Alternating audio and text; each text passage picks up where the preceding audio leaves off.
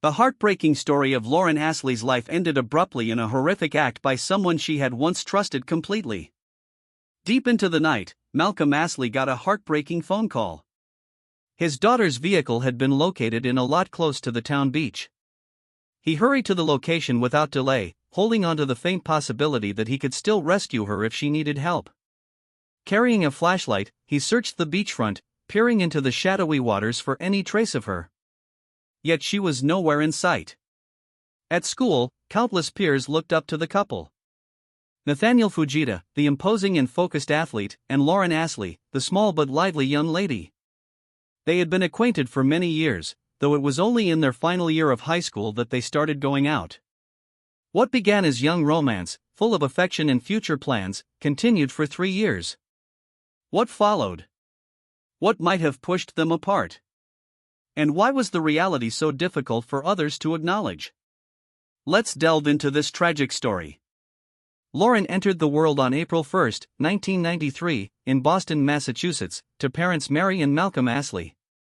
Her mother and father were both educators, and she was absolutely the focus of their lives. Early on, they taught her the value of truthfulness and moral strength, wishing she would develop into a compassionate and upright person. In 2006, Mary and Malcolm separated, with joint custody of Lauren. Even after the split, they stayed committed in their affection and guidance for their child. It's hard to believe she was just 18. Her days were already brimming with vitality, direction, and accomplishments. Lauren was constantly engaged in activities. She performed in a vocal ensemble, competed in tennis and soccer, sang in the church chorus, was part of the youth orchestra, served as a summer camp advisor, and even starred as Annie in a community theater production. Her days were perpetually full. She appeared to have little downtime since she was always busy with one thing or another. Although she was only 4 feet 11 inches tall, her dynamic character and unique appeal ensured she stood out. Her deepest love in the performing arts was acting and singing. With her powerful and lovely voice, she performed at almost every school and local gathering. Securing the position of main vocalist in her high school's a cappella ensemble brought her immense happiness.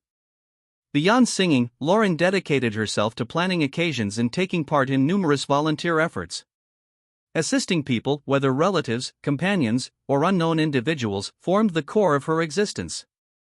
Classmates respected her for her authenticity, candidness, and true kindness. Everyone knew they could rely on Lauren for support in tough times. And when asked to assist, she put in full effort. At age 12, she journeyed to New Orleans to aid victims of Hurricane Katrina. She went back 2 additional times with companions to support those impacted by flooding, showing that even young, she always prioritized others' needs over her own. Such generous deeds revealed much about her nature and resolve. Her kindness and radiant spirit affected all who crossed her path: family, friends, educators, and even passers-by. At Wayland High School, Lauren earned admiration not just for her academic commitment but for her enthusiastic participation in school activities. She joined in athletics, performances, contests, and service projects, creating a strong impact everywhere. In high school, Lauren really flourished, and some peers even viewed her as a style influencer. Her enthusiasm and outgoing nature inspired many to emulate her. Around that period, she started a serious romance with Nathaniel Fujita, her initial true boyfriend. Nathan, who also went to Wayland High School, had been friends with Lauren since they were kids. He excelled as the football team's standout, recognized for his quickness, stature, and skill on the field. Nathan ranked among the most sought-after students, with admirers rooting for him at matches. Yet his affections were reserved solely for the joyful and animated Lauren Astley. He was the sole child of Beth and Tom Fujita. Tom, an accomplished and respected guitarist, also instructed at Berklee College of Music in Boston. His artistic talents and accomplishments distinguished him locally. In 2010, Lauren interviewed Tom Fujita for an assignment, which she later shared on YouTube. Through her connection with Nathaniel, she became a regular and welcome visitor in Beth and Tom's home. The families grew close as well, staying in contact often. For the initial 2 years, Nathaniel and Lauren's relationship went well. They enjoyed playing games, spending time together, and living the light-hearted teenage years. Many viewed them as an ideal pair. However, issues gradually emerged. Conflicts increased, turning their once stable bond into a roller coaster. They developed a routine of fighting, separating, and making up, repeating the process. One moment they were madly in love, the next annoyed by each other's actions. Such volatile dynamics occur even in grown-up relationships. Nathaniel attracted plenty of interest from other young women. Still, he remained controlling and envious toward Lauren. Sometimes he believed she devoted more attention to others than to him. In her final high school year, Lauren began seriously planning her future, considering her goals and college options. That's when she concluded Nathaniel no longer aligned with her dreams. She grew weary of the ongoing emotional turmoil and thought about permanently ending things. The senior year marks a key transition, the last phase before full independence. At 18, possibilities seem endless, pursuing ambitions, starting careers, encountering new faces, and exploring adventures. For Lauren, the immediate goal was college acceptance, and she was excited for it. She applied to Elon University in North Carolina, whereas Nathaniel selected Trinity College in Connecticut, having earned a football scholarship, a longtime aspiration. Lauren's companions knew about the difficulties in her romance and aimed to support her. They compiled a list of factors to leave Nathan: his short fuse, intense possessiveness, forceful conduct, and occasional rudeness toward his mother. After pondering it, Lauren chose to conclude their high school love story. On her birthday in April 2011, she parted ways with Nathan, calling it one of her happiest days. The moment fit perfectly. With separate colleges ahead in autumn, it felt right to part and pursue individual paths. But Nathaniel experienced the split differently. He perceived it not as a new beginning but as a crushing defeat. The football opportunity he once craved lost its appeal. His sole concern became losing Lauren Astley. Once a lively and driven youth, always exercising and outgoing, he slowly isolated himself. He spent hours lounging, appearing withdrawn and unhappy. He ceased hanging out with friends, shunned social events, and dropped his habits. Around then, he started heavy drinking and daily marijuana use. Though Lauren had terminated things months prior, she remained concerned for him. She hated seeing a former close partner suffer. Multiple times, she asked friends if she should contact him to offer support. Each time, they strongly discouraged it, cautioning against signals that might suggest reconciliation. In summer 2011, post-graduation, Lauren looked forward to her remaining time at home with loved ones. To mark the fresh start, friends threw a large gathering. Under a big canopy, around 150 recent grads and students celebrated. Lauren's former partner, Nathan, was there too, mingling, dancing, and seeming to have fun. As Lauren talked with friends, an intoxicated Nathan approached, seeking to patch things up. Lauren, though, insisted he stop bothering her. To her, all discussions were over, no need to revisit the split. They'd covered it repeatedly, and she wanted progress. Plus, in his impaired condition, meaningful talk seemed impossible. Yet Nathan couldn't accept her moving on or seeing others. He rejected her decision. He persisted in harassing and pushing her.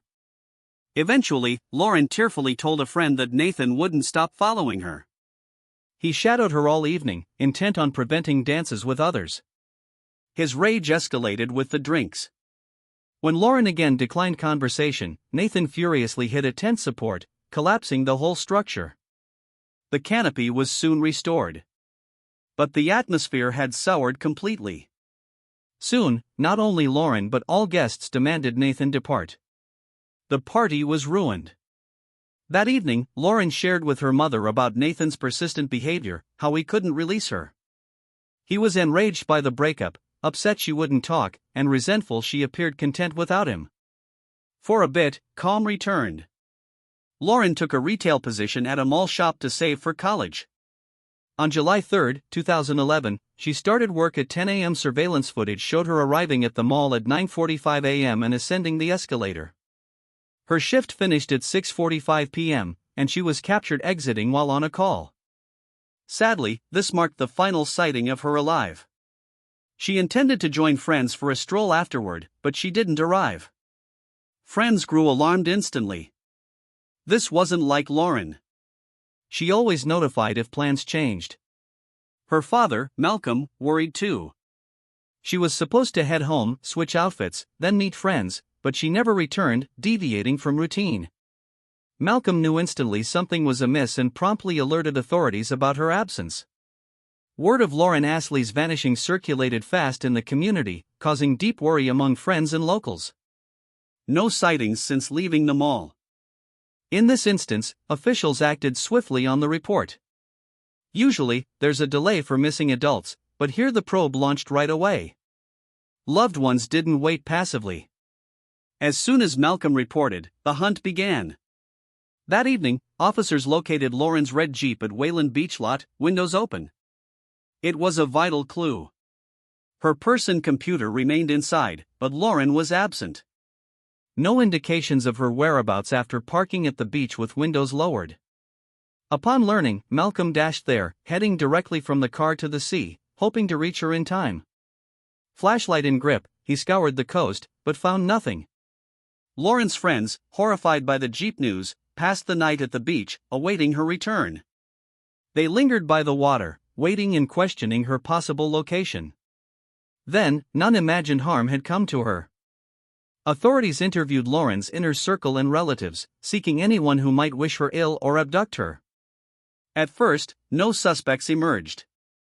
But upon deeper probing, they discovered her recent split from a boyfriend. Still, friends maintained Nathan was incapable of harm. He might be sullen and distressed over the end, but not violent. Officers recognized that envy and fresh breakups often motivate harm. They knew of Nathaniel Fujita. That night, during interviews, they visited his residence.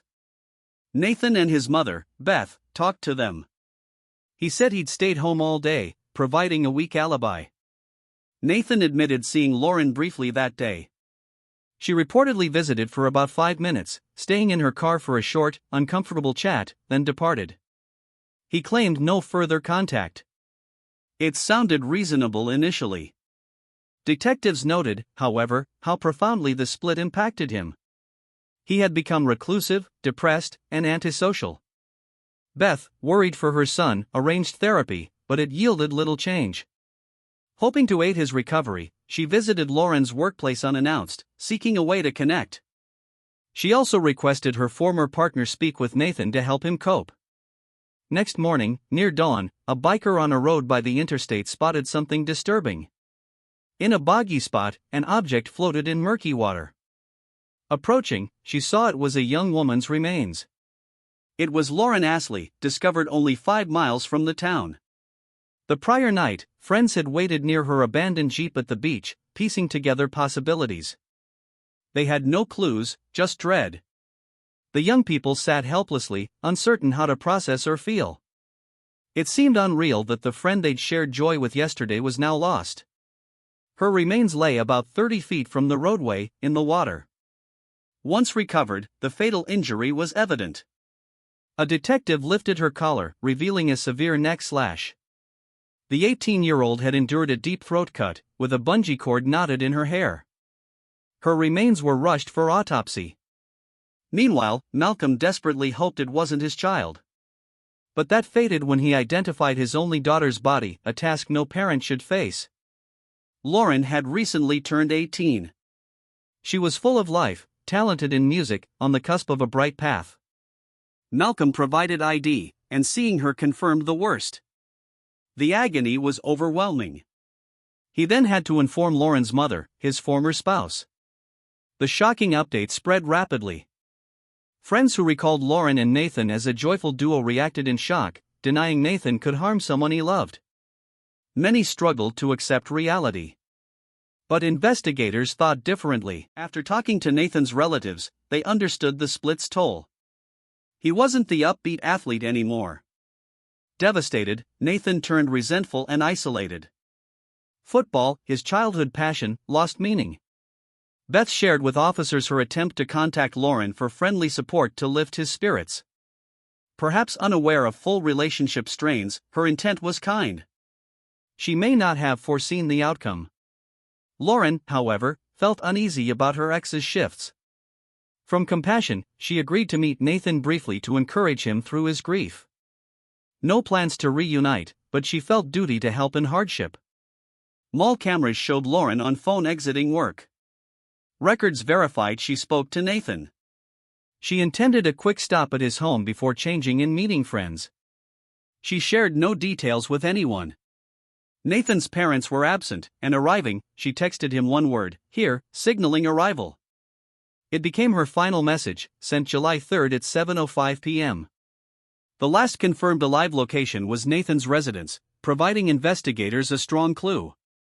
On July 4, officers revisited Nathan, but he had left, parents unaware of his location. The probe continued.